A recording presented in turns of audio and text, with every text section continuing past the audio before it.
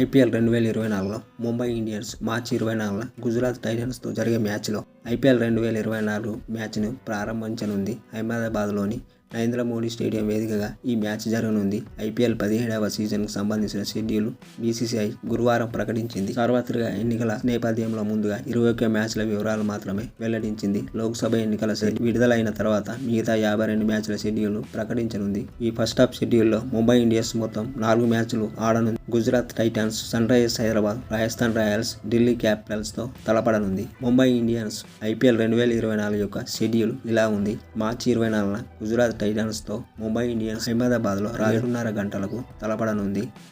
మార్చి 24న ఎస్ఆర్హెచ్తో Mumbai Indians హైదరాబాద్లో రాత్రి 7:30 గంటలకు తలపడనుంది.